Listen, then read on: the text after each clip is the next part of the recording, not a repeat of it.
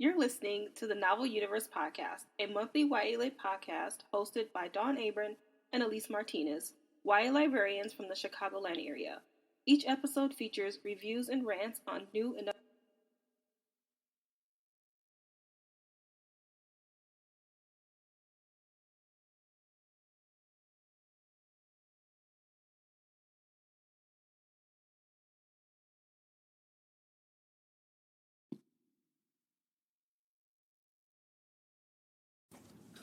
Hello and welcome back to the Novel Universe. And today is our August predictions, but we're going to start with our top 10 fantasies of the decade. Since the decade is coming to a close pretty soon, we thought it would be fun to kind of review the decade of YA fantasy.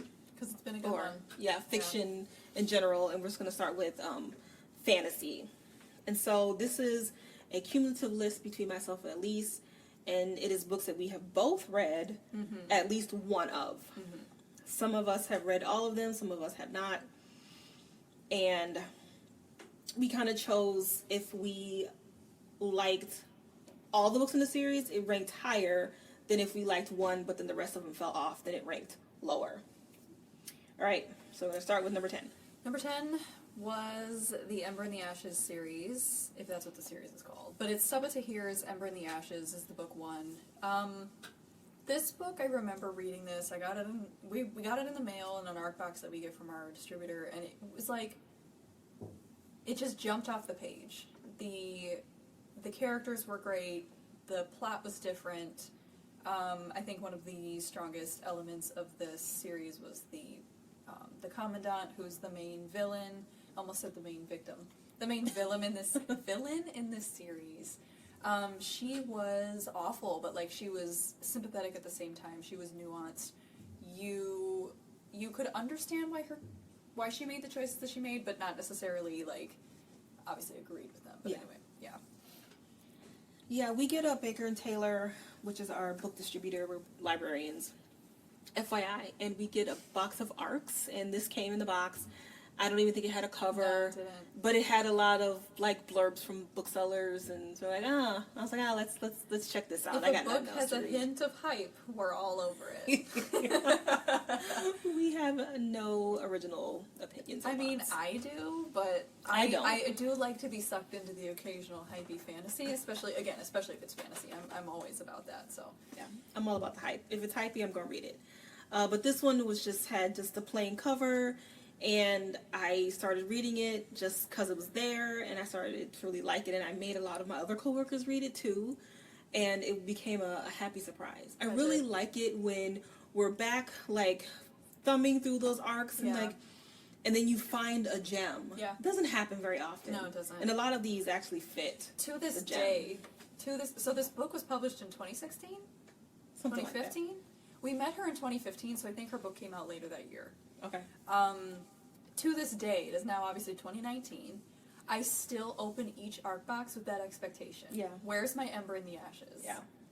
So this book really made its mark on us. The reason it's at the bottom of the list, however, is because I lost interest during book 2, and Dawn did finish the series, and I guess I'll let you say. There's still another book left. Oh, right, that's right. See, this went is the to thing. 4. It's like, the series has been a little all over the place. When she first published it, it was not a series.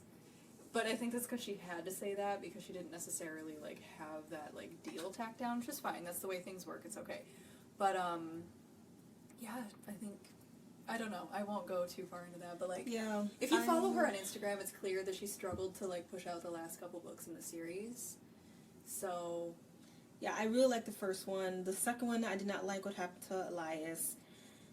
Third one, yikes.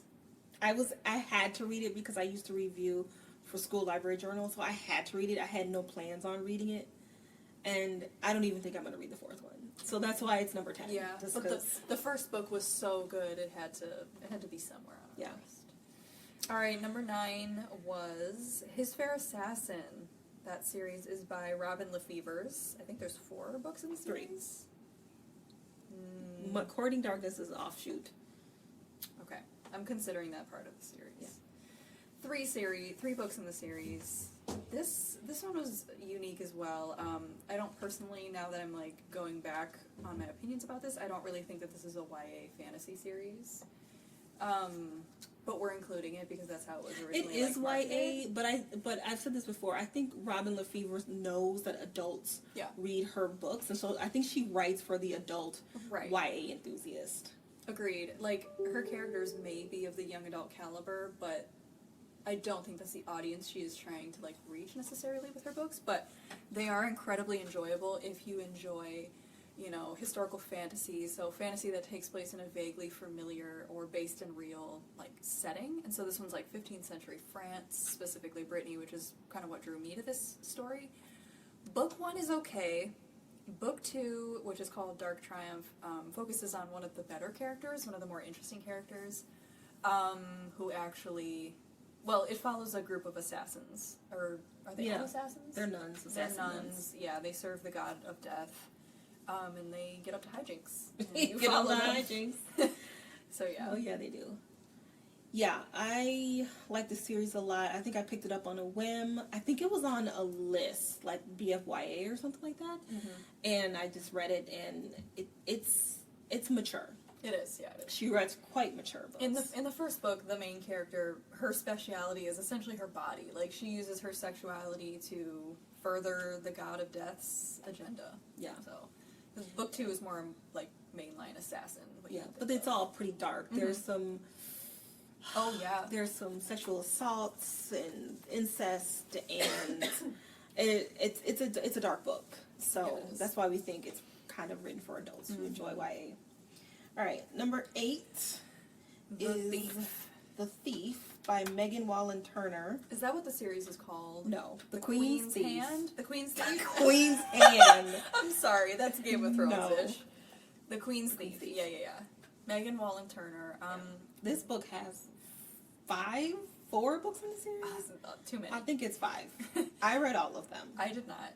I read books 1 and 2. We picked this up because the series received some hype a few years back because the last book in the series was being published, or a prequel, I can't remember. And we decided to start from the beginning. And this book took us by surprise. It was like this quiet, subtle thing that doesn't scream "read me." Mm-hmm. The cover is horrible. They're paperbacks. It's old too. It was published in the 90s. You know, and we're reading this like, this is freaking genius. It was like, the action was interesting. The main character was this like scrappy, you know, asshole, but it made sense. It wasn't like gratuitous. I don't know. It was just like, it was fantastic. And I absolutely lost steam because I tend to do that. I'm horrible at finishing series because I'm so afraid of that like letdown of, oh, that didn't go the way I wanted it to. But I definitely recommend this.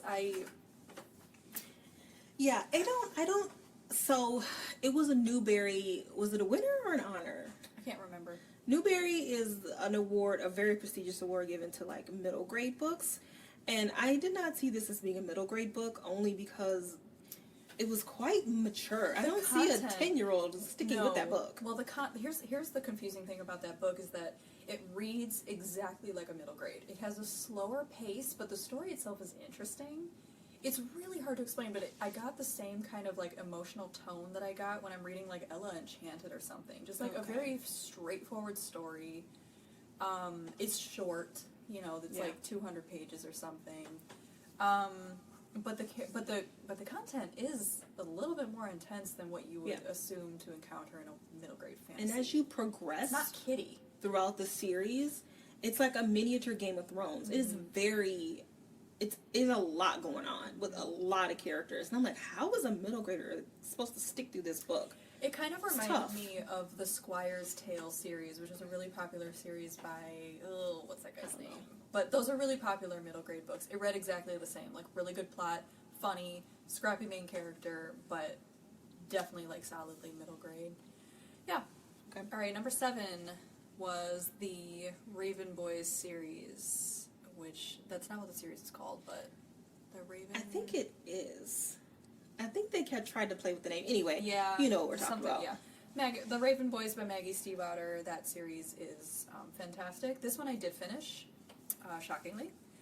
And this series ruined series for me because I didn't like how it ended. But I I will say that now I have that context, I want to go back and reread them and just kind of approach it with a fresh mentality. But this one was fantastic because, again, that mixing of, like, historical fantasy, realistic paranormal, just the genre blending that she does in this book was really successful. Yeah, we read this book for a young adults who read young adult book club. This was our first. Was this our first book? I think this was the second or third book, but it was my first book with the group. Okay. And you may have joined that month as well. All right. Okay, that may be it. Yeah. I didn't like the first book, but I think it was just because it wasn't what I was expecting. The premise was she kisses a boy, he'll die, but that is not what the book is about at all. And so I kept waiting for that, and that wasn't what was happening. And when we were preparing for this podcast, I went back to the Goodreads I think I was trying to find the name of the series.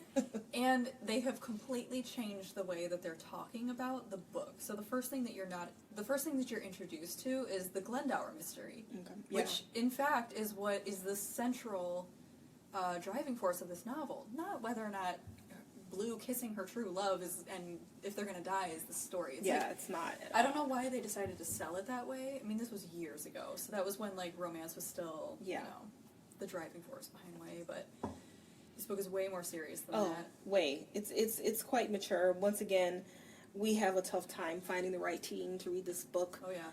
We just had a girl we've known since like 7th grade, and she's now a junior in college. And I gave her that book, and she couldn't get through it, the first book. So it's for older teens. Yeah. It's a lot going on in the book, but it's a great series. So if you haven't started it, and you're looking for a really good fantasy paranormal series, then The Raven Boys is a good series to start with. Yeah. Number 6 is Throne of Glass by Sarah J. Maas. We all of us got through that, believe it or not. The reason that this one sits solidly in the middle is because there are series that are better. Yes. I enjoyed most of them. I think there's only one that I did not like, and I want to say was Empire Storms. The last I think one? I gave that a 4. No. Oh, the second to last? Yeah. I liked Empire of Storms, but that was the only book that I feel that she did not necessarily, like, curate her own content. What I mean by that is, I remember telling you all the time, the constant references to literally, like, the same Star Wars, Lord of the Rings, The Hobbit, all of that, like, those, like, kind of core archetypal fantasy stories she really leaned heavily on in that book, and it kind of began to bother me after a while. Mm-hmm. If you're someone who's familiar with those stories, you're going to be like, I can't help but draw that reference and see that in my mind. Yeah. And so that kind of bugged me. Luckily, they're stories I loved, so it didn't necessarily, like, confuse or detract from the story. But yeah, that wasn't her strongest. Was it book? I mean, Heir of Fire was really difficult to get through, but that was when we, I think, started to get the meat of her story really expanding. So it's a trudge, but it's important. Yeah. But the reason that I say that this sits in the middle of of our list is because I don't know.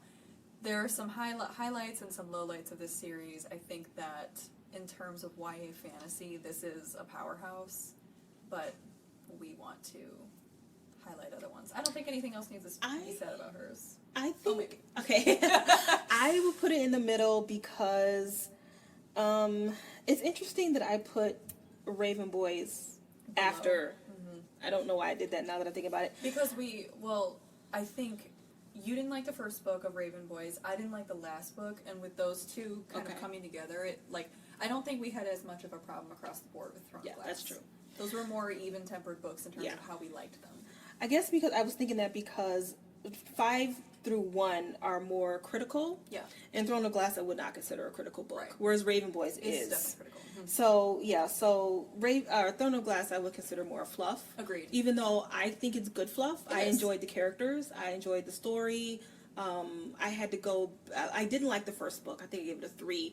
But then after I reread the whole series, I'm starting to go back and reread them. And I like them a lot more. So like the first book, after my reread, I gave it a 5. Mm-hmm. And the second book, I gave it a 5. Mm-hmm. So, but it's not a critical book. It's just fun. Yeah. And this series gets so much attention, it's not like it needed any more, lauding from us. Anyway. All right. Series number 5 is the Nevernight series by Jay Kristoff.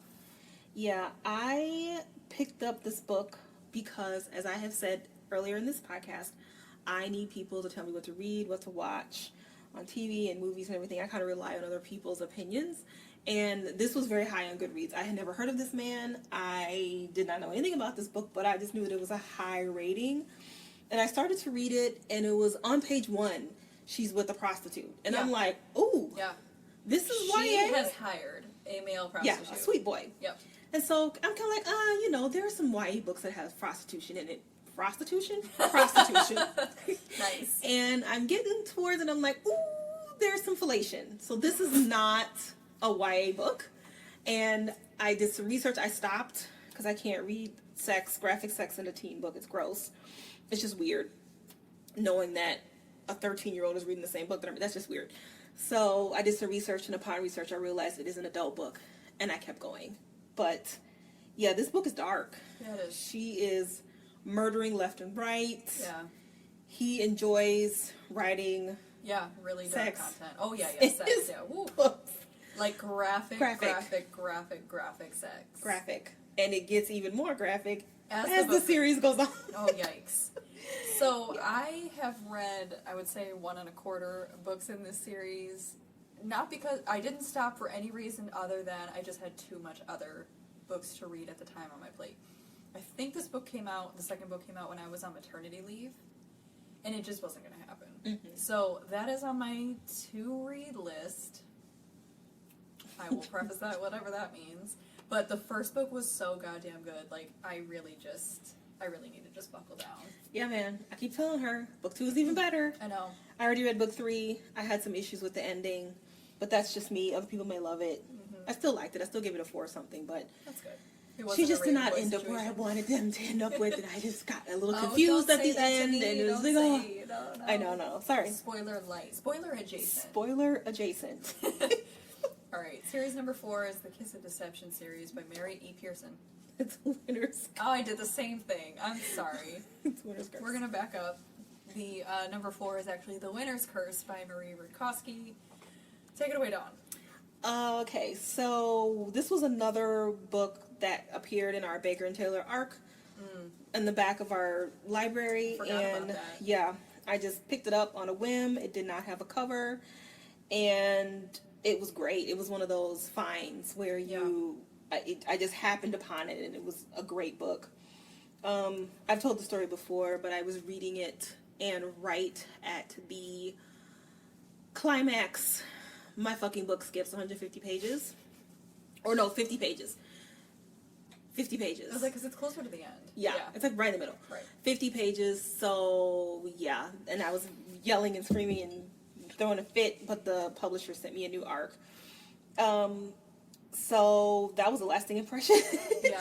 But as the series progresses, I like this book a lot because Kestrel is one of my favorite leading characters. She is not a fighter. She is smarter than everyone in the room, and it's believable. Yeah, it is. She strategizes, and she steps ahead of other people, and She's had a father who was a general in her country's army, so it's like she's been grilled from day one in, like, you know, political intrigue and strategy. Strategery. Just all the things that he would hope to pass on to her in the hopes of her becoming the general. So, yeah, like, it rounded out her character, and she admits that that's not the path that she wants to take for herself. And to this day, this is probably the best, if not one of the top 3 romances I've ever read in a YA novel.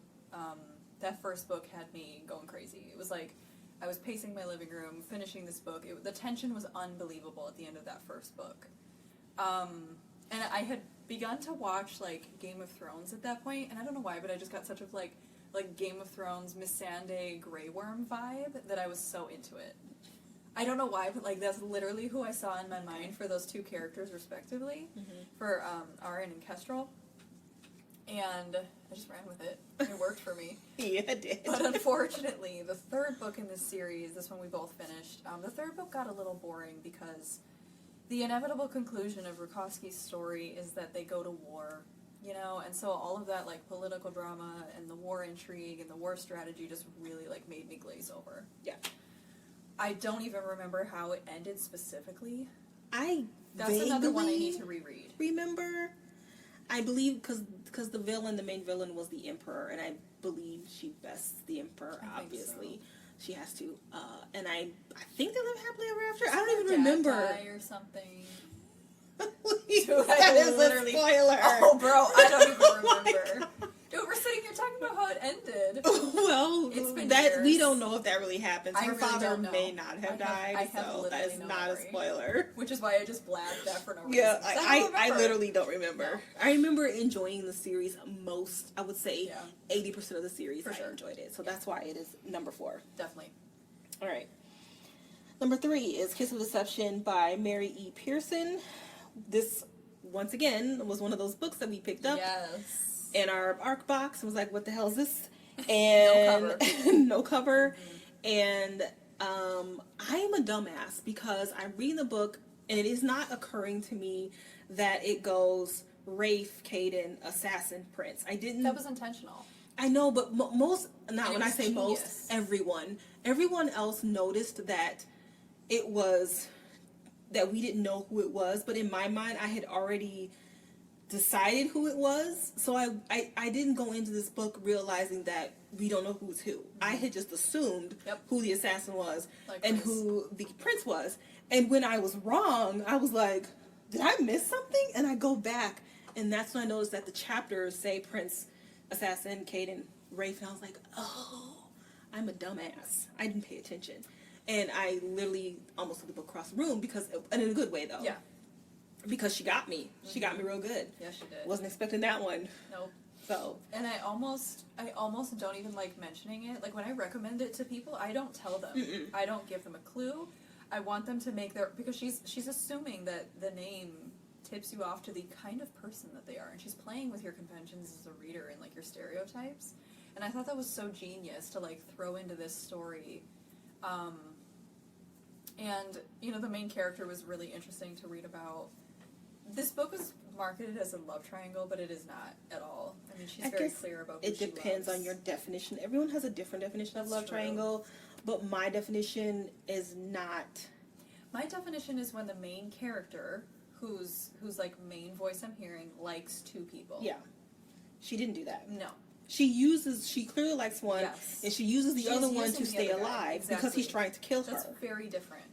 Yeah, that's strict. She at no point is she ever in love with him, ever. No. Another thing that makes this book stand out is her world, and we won't say too much because it's mildly spoilery. Yeah, and if you don't catch it, it's okay. It doesn't like detract you away from the story, but if you do catch it, it just kind of enhances your love for the story. I won't say too much because you know it's a spoiler, but.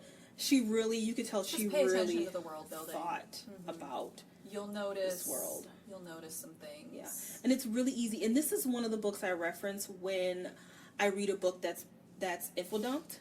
And the way that Pearson lays out her book, it is never infodumped. She builds her story, her world, which is a very complex world, through like what happened in the past. Somebody is telling a story at the beginning and she drops huge hints. That first page, that character is dropping huge hints on you. Yeah.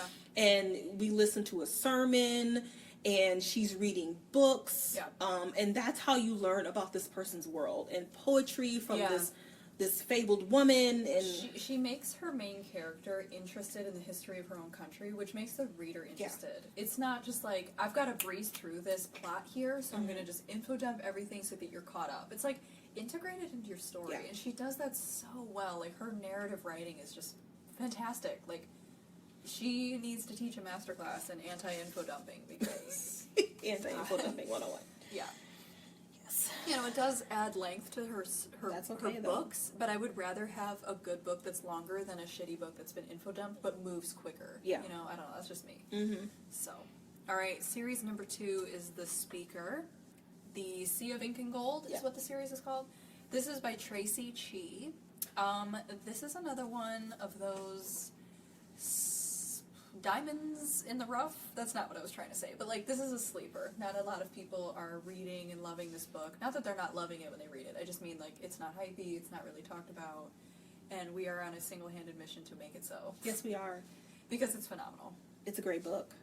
This is one of those books where it was really high on Goodreads for a very long time. It sat at like 4.5 or something forever, and I was like, it sat on my shelf because it was huge and I didn't want to read it. But I'm so glad I did, because it is a great story. It is not a Throne of Glass fluff. It is... You have to work in this fantasy. You got to do some note taking and some remembering. You can't read a chapter and put it down for a week and come back. No, you got to just breeze through it, because you're going to forget little details. She put little puzzles at the end, or not the end, but like... in the bottom of some pages, and And there's also other little hints in like some of the chapter headings. I don't know. There are several Doesn't the symbol puzzles. change? I think so. I couldn't find all of the subtleties. She said there were 10 in her book, and I couldn't find them. I think I found like 7 or something like that. But she really did take the time to develop her story. And this book also has a really good villain in Tannen, similar to the Commandant. She is a sympathetic character. You don't really get that in the first book. You got to get to the second book to find out her motivation. But what another interesting thing about this is how Tracy Chee managed to keep this making sense, because the way it's written is Sophia, the main character, is the only person in the world who can read. So she's reading a book that's happening at the same time as we're reading the book. It's bizarre, but she somehow manages to not make it convoluted. It's very easy to follow along. Her characters are amazing. It is one of the saddest books I have read in a very long time. So we talked about this book a lot. It will come up again in our top decade books, so you might as well just read it. I know. Because what else you got to do? I full disclosure, have not finished the series, but I made it halfway through book 2. And, you know, I fell prey to the set it down, pick it back up, and that's just not going to work. Can't do that. All right. Last on our list, aka the top of our list, is Six of Crows by Leigh Bardugo. I feel like everyone could see this one coming. Yeah. I mean, hands down, this is one of the best of the decade. The plot is superb. The characters are superb, really well developed. The romance, there are several. They're all pretty good. Kaz and Inej take the cake, though. Of course. Oh man, the will they, won't they? It was tough. It was painful. It was very painful. It's hard to talk about for those of you who it haven't read it, is. which I don't know who out there who hasn't read this book, I don't know. Especially if you're a fantasy lover. Right. This Kaz in general is probably one of my favorite YA characters of all time. He's just conflicted, and his story is heartbreaking, and he's one of those characters that you just want to give him a hug because he's just been through hell. I kind of liked Shadow and Bone. I didn't like the first one. I loved the second one, and I did not like the third one. And this was her second series. So I was like, okay, well, let's give this lady a try again. And I actually asked a blogger or a booktuber to, because she put out on Twitter, she was like, first person to comment, what book do you want? I'll get it for you. And I was like, Six of Crows. And so she stood in line. I have never met this girl. Stood in line and got me this book and mailed it to me. Oh, she did. Yeah.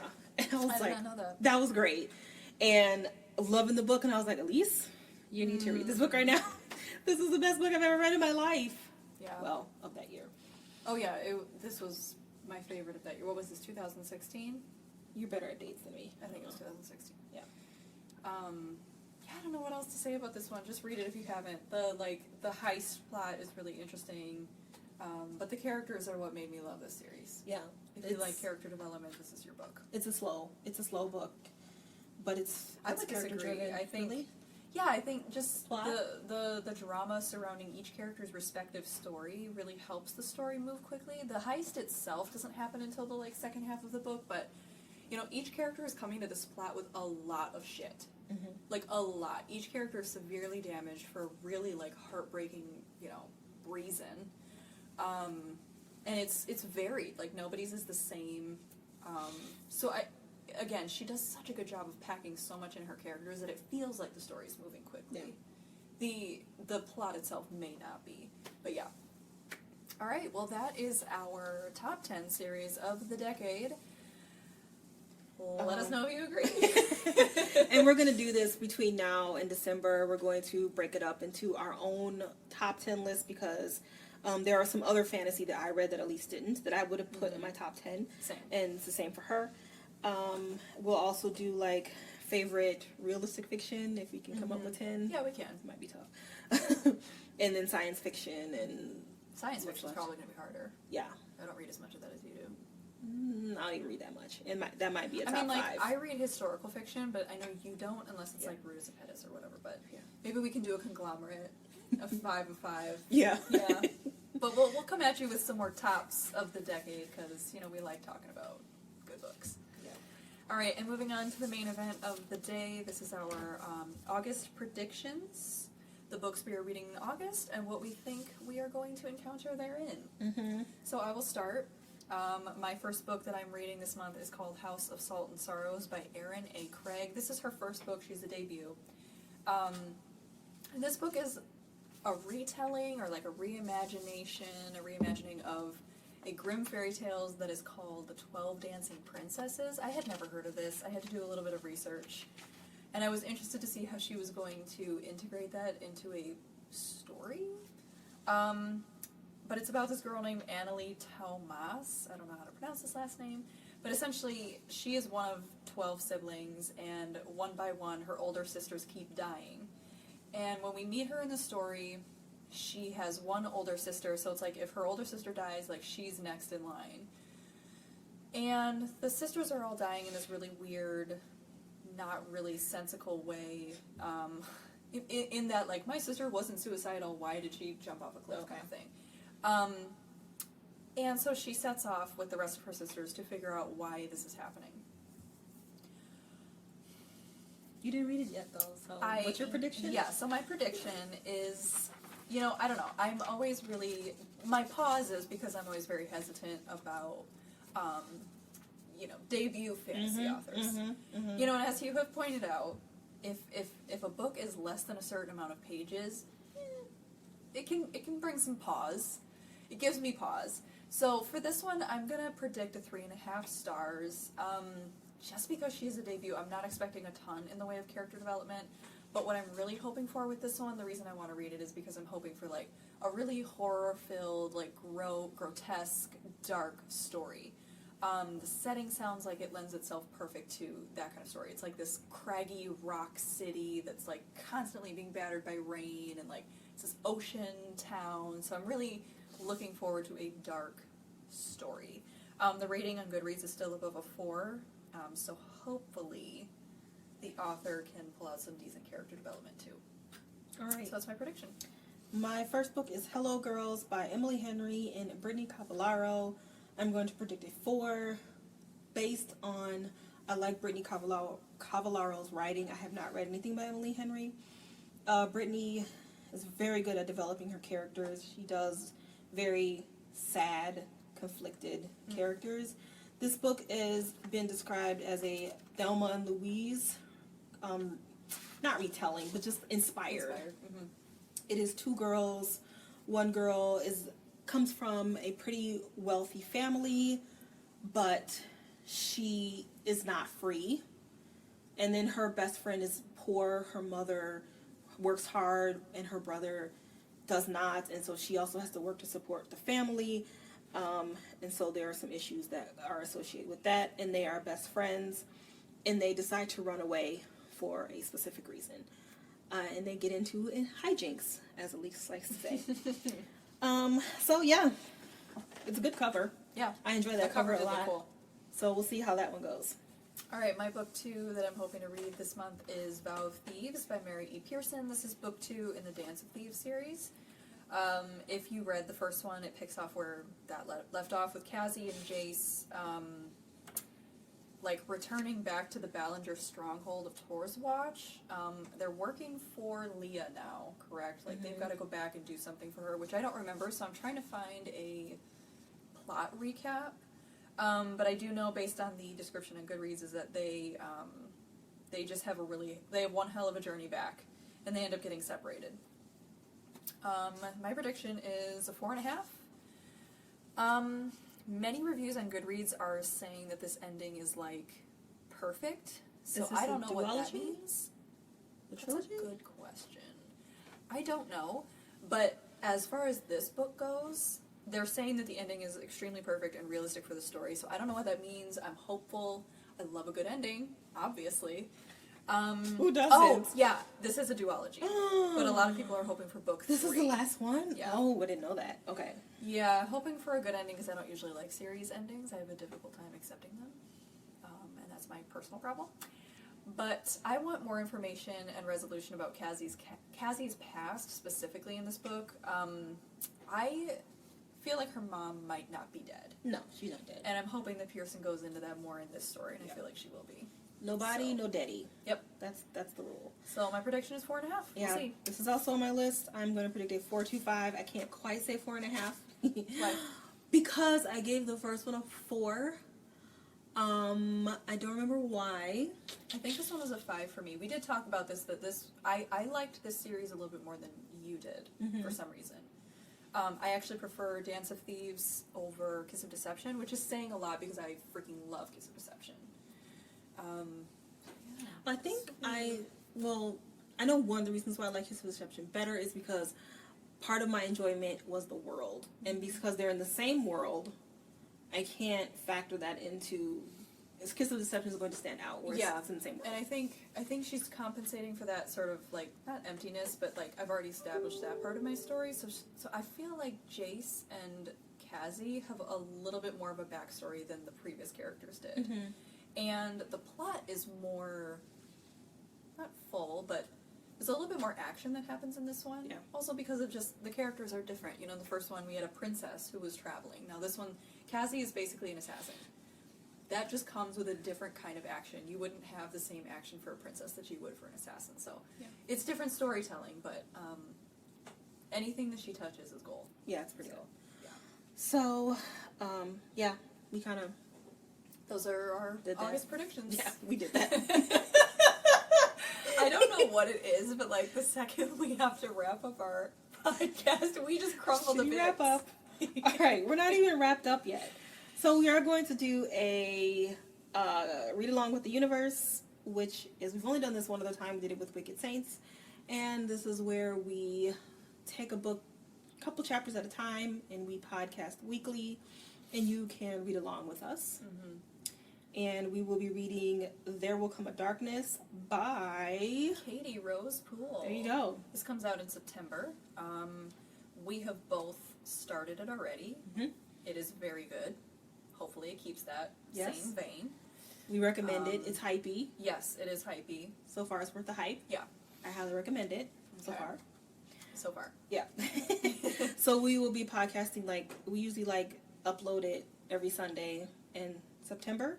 So look out for that. And we are going to start a new Instagram called The Novel Universe, where you can kind of keep up with what we're doing and what we're reading. Yeah. All right. Thank you, and we'll catch you in the next podcast.